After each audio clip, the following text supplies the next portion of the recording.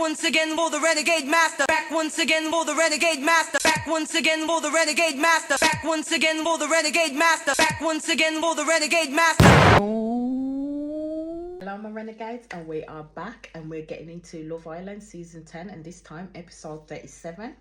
So as it leads off, I think Mitch grabs Scott just for a little chat, basically to talk about his little thing he's got going on with Abby. And basically he just wants to let Scott know that out of respect he needs to come and like have a chat with Mitch, just have a chat as friends. Like he's telling Scott that he's all is set on Abby basically, and he just sees Abby and him chatting as just friends. But Mitch has been in this position before, and we all know what happened there. This is gonna be Molly 2.0. Scott is gonna be Mr. Steal Your Girl, because I'm telling ya, Abby has opened them floodgates to Scott. Really, like, Mitch needs to be worried. Mitch really needs to be worried, because Abby's opened up them gates and letting Scott step in, because Scott is seeing the gap in between. Now, Mitch ain't clocking how Abby is with this dude. Like, seriously, how Abby is with this dude.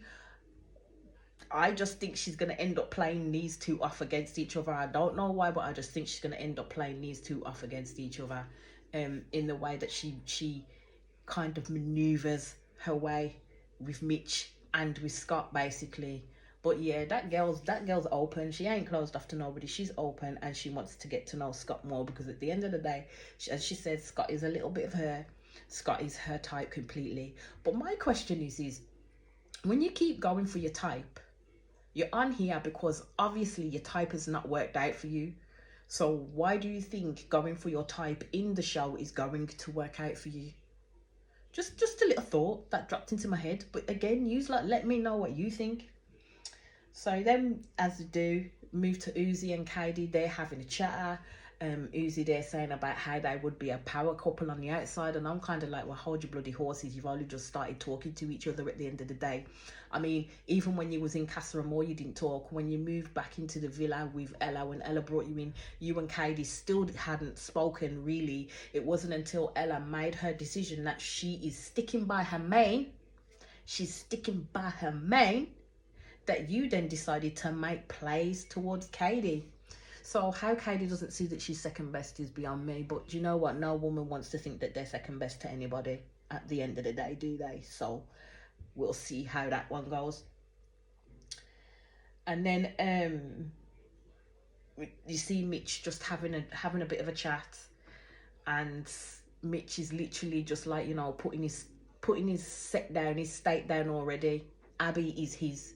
In his head, Abby is his, not Scott's, is his. But he doesn't want to, I think with Mitch, he doesn't want to seem like an arsehole and try and put stipulations on this girl. So that's why in his head, he's allowing her to speak to Scott, but it would just be friendly. And that's why in his head, he's saying, I ain't worried. My guy, as I've said already, you should be worried, because Scott is out here finessing Abby in these streets. Fully finessing Abby in these streets. She's liking what she's hearing. She's liking what he's putting down, and she's actually picking it up. So yeah, if I was Mitch, I'd be very, very worried. Very worried. Scott and Abby are having their chat, giggling the lot, everything, getting on well like a house on fire. And I think Mitch is considering going over there and pulling her to the side and like putting a rain damper on their parade. But then he doesn't. But as I keep saying, Mitch thinks that Scott has no chance, but he's not aware of what Abby is saying to Scott in order for Scott to feel that he has the courage and the confidence to literally come in and do Abby the way that he's doing. And that's what Mitch kind of needs to look at too. It takes two to tango, not one, it takes two. Then we get to the text. The dreaded text comes in and it's recoupling. time. So let's see where everyone goes. We kind of have an idea of where everyone goes, because we know Molly. We know Zach picks Molly, does this whole spiel, this whole speech and everything. Do you know what? I'm actually quite happy for them. They started off as wrong uns, but as time has gone on, they've kind of settled down with each other. Do you know what I mean? So I am actually quite happy for them. I'm actually hoping that they do work outside of the villa. Like, in reality, I hope that they do work, and I wish them all the best, to be fair, because they actually are just like quite mature and starting to connect with each other, and they actually do just listen and feed off of each other, and it's nice. It's actually nice. It's nice to see. It's nice to see, to be fair.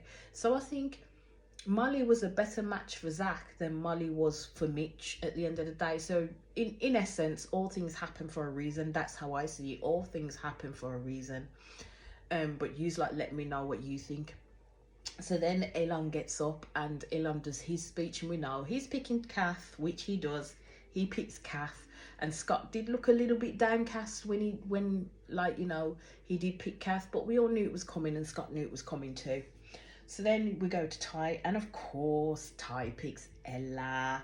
With all the issues that they had, we knew he was going to pick Ella. He ain't going to do without his girl that he's set his sights on now. So them two are for each other at the end of the day. And then we get Lachlan, and of course he picks Wit. And them two look good together. No, but seriously though, them two look freaking good together, don't you think? Like, honestly, they look good together. They just match. They just match. Do you know what I mean? And I'm doing that because I'm excited for them, and I am hoping that it works out for Lachlan and Wit, because they do just look like a good cohesive couple together, and I like to see them when they're together. I really do. So then we go to Uzi. Oh, just before we go to Uzi, well, when Lachlan says, like, in his little speech about the potential of being closed off, and Wit was like, oh, shy, but we'll talk about that later, is what she said. And I actually hope them two do become closed off.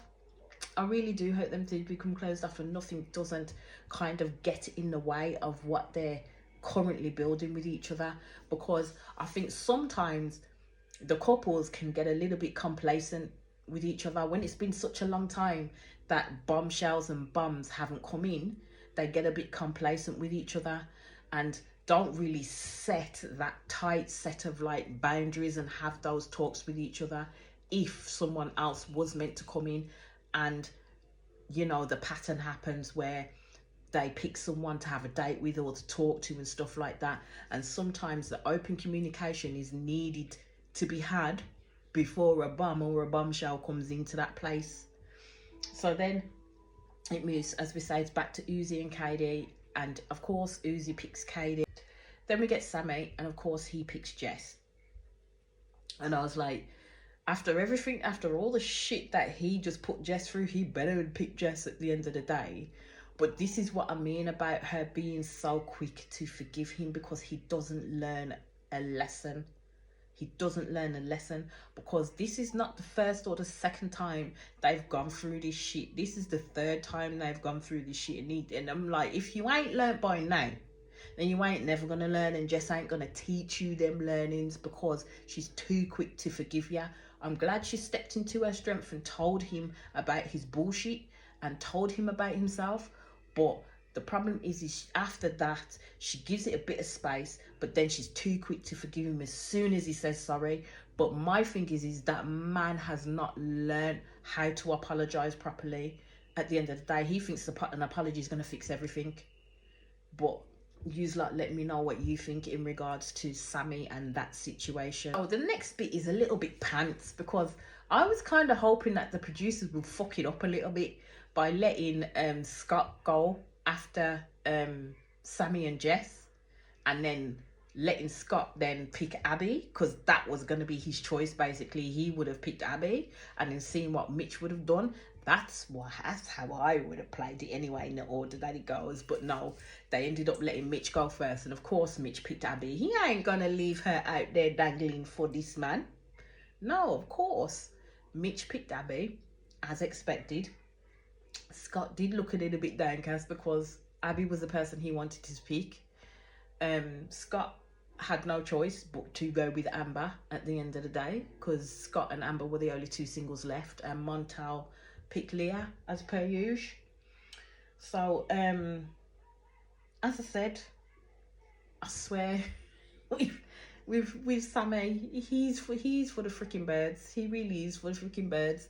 I just don't see what Jess sees in him, but hey ho, everybody has their own individual views, individual feelings and options in regards to who they go with and don't go with. But yeah, I just don't see the fascination really. Then as we come to the end of that night, everybody's all looking loved up and everybody's all happy, and then they all get up with happiness, and I'm just like, you know what, you lot are too happy. You know what's gonna happen next. They're gonna fuck you over. They're gonna fuck you over with a fucking challenge or a text or some sort of bullshit that's gonna send the fucking villa into a freaking tizzy all over again, because you know the producers love to cause disharmony amongst these people because they don't cope with it very well, to be fair. And that is exactly what they did in the challenge the following day. What happens is, before I carry on with the challenge bit, I forgot to mention that Sammy and Jess have now closed off with each other. I will wonder how long that lasts once a bombshell comes in. Well, more of a bombshell, because Sammy just cannot help himself, but we'll see how long that lasts. So the two couples at the moment that are closed off to each other are Sammy and Jess and Ty and Ella. So we'll see how that goes. We see this little bit of a chat going on between Katie and Molly, and like Katie's asking Molly like how things are getting on between them, and Molly's basically said that don't tell anybody else because nobody knows, we are keeping it private, but we have essentially said that we're closed off to each other. And like Katie was really shocked and surprised. She's like, oh, that's lovely. And I'm like, why in the hell did Molly tell Katie that shit? Because you know, Tutus, that girl is gonna go out and spread her mouth like the megaphone that she is. Like, that girl couldn't keep a secret for shit. Like, really couldn't keep a secret for shit. And then in the next breath, she's gonna tell people. And what does she do? What does she do in the next breath? She kind of tells people, innit? And this is what I'm saying. If you wanted to keep that shit a secret, Molly, you wouldn't have said shit. But my thing is maybe you told the person with the biggest mouth, because then it wouldn't be your fault if it got out, basically. That's how I'm seeing it go, to be fair. Molly wanted people to know, but didn't want to be the one to tell everybody else. So it kind of comes from somebody else, and you tell the biggest mouth in the city, to be fair. And I think that's kind of what Molly did. So you see Zach and Mitch having a chat, and Mitch is basically saying that he was going to tell Abby about her chatting to Scott and stuff like that. And basically what Zach was telling him, which was good advice, is don't make it sound like it's an ultimatum at the end of the day, because that's the shit he did with Molly. That's the shit he did with Molly. When he didn't like that Molly spent all that time talking to Zach, he got mad, and that did not end well for him. So he needs to learn his lesson and be able to talk and communicate with people properly before saying what he's got to say. Let it marinate for a bit before you fucking go out there full gung-ho to put your plate down. Because at the end of the day, Abby's a person. Abby's an individual with her own options and with her own views and with her own feelings, and she will voice her own opinions.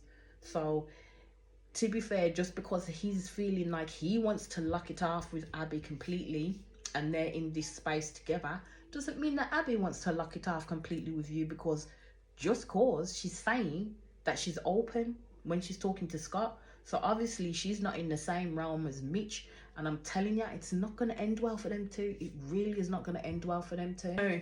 And then we get to the challenge, the dreaded challenge of throwing shade. And oh my lord, did the shade get thrown? Did the shade get thrown? Kath and Elam threw that shade at Scott. No, actually, went Scott threw the shade at Mitch. basically telling him that he was messy from the video that they saw. He thought it was a cop out. I kind of thought it was a cop out because there's so many people that you could have thrown shade at rather than Mitch. Do you know what I mean? You could have thrown shade at so many people rather than Mitch. Juiciest of the shades was when Ty threw shade at Uzi and Katie and basically said that Katie was second best. And I was like, damn, he threw that out there. Katie was not best pleased at all. At all. She stewed on that motherfucking shit all day. You know she did. So then Uzi fired back with Katie to Ty and Ella, talking about them being locked off and all the issues that they had. And Katie was there throwing throwback hand grenades, fucking telling them maybe they should worry about their own relationship and fix the holes in it. And I'm like, right, is that how you're going on though, Katie? For real? Is that how you're carrying yourself for real? Because I'll tell you what, Ella looks like a girl that can fight. Like, Ella looks like a girl that can fight, and she looks like she wants to slap you in your chops right about now. So if I was you, I'd shut that shit down, because Ella was saying, I'm not going to bite, I'm not going to give her the satisfaction, which is good, because usually if it was me, my first thing is I'm going to bite back with the harshest thing possible, and I will rip your gullet out through your motherfucking arse. That's what I would freaking do. It would hurt for days. That's what it would do. It would make you upset for days. But anyway, you lot can let me know what you thought on that. Got Abby, who threw out a grenade to Scott, basically telling him that that she thinks the only reason why he's getting to know her is to keep himself in the villa. I was like, rotted. Is that how you really think, my girl? Like, is that how you really think? After you've been giving this man the googly eyes and flirting from here to Timbuktu with him, is that how you really think? Because that's not the impression that you're giving people, and it's certainly ain't the impression that you was giving Scott. So Scott's there thinking that that thought came from someone else, and I'm thinking, nah, she probably thought that thought though, Scott. She probably thought that thought. Don't automatically assume that Mitch has been feeding her a line, because that's your problem. That is your problem right there, that Mitch has been feeding her a line, and now you have to go investigate and ask, was it Mitch? Who did it? But we'll see how that conversation pans out. But yeah, he needs to give Abby her just credits. Abby ain't a shy girl. She's, from what I've seen so far, Abby, she's not a shy girl, and she will say what she needs to say, basically. And if that was something that she was feeling, she probably thought that was the opportunity to be able to get it off her chest. It doesn't necessarily mean that Mitch has put a bee in her bonnet or a whisper in her ear at the end of the day. So then you go to Montel basically saying to Sammy, I'm giving this to you because you raised your voice at my missus, and I ain't going to play that way, which is fair enough at the end of the day. And Sammy took it. And the same with Amber when she gave shade to Sammy, that basically he brought her back to the villa without any intention of getting to know her. And I said that in some of my past episodes, that he brought her in the villa with not pure intentions at all. His intent was not get to know her at all. His intent was to literally piss Jess off, to be honest with you. Because he honestly thought that she would probably come through with somebody else, thinking that, you know, they're both single, they can do what they want. So he didn't give enough credit to Jess and what they supposedly had, and then he went and picked Amber. But yeah, he was still a shit move. It was still a shit move, because he knew he didn't want to bring Amber in there. He knew he didn't really connect and gel with Amber the way in which he was trying to portray it as. I think if he had Gabby, it probably would have been a different story, but he needed someone a little bit meek and mild to go along with what the fuck he says, basically. That's what he wanted. He didn't need another firecracker, so that's why he picked Amber. But that's my thoughts and my thoughts alone. But as again, you like can let me know what you think. As we get to the end of the episode, you see the discord that happened between Ty, Ella and Katie in terms of the comments that were made. So somebody tell me why Katie is then mouthing off saying that, you know, I haven't told Ella that he flirted with me and he's been flirting with me all that time and saying this to me and that. I'm like, really, Katie? Like, really, really. And this is why I say these girls in here are not your friend. This girl is definitely not your friend. She's out for herself, basically. And it's like any type of fallback she can give to Ella, she will give. I've noticed that about her, and I'm just like, yeah, nah, you're on a different playing field altogether, you. Like, really on a different playing field altogether. Katie should turn around and go, am I the drama? Am I the drama? Am I the drama? Yes, you are the motherfucking drama, my girl. All the time, 100% you are the drama. Like, seriously. Anyway, that's where I'm going to leave it here for this episode, and I'll get straight on to the next one. But as I always say, thank you to those that are subscribing and my renegades for riding with me right now. Please hit that subscribe button, hit that notification button, and I'll be right back on your screens again soon. Peace out.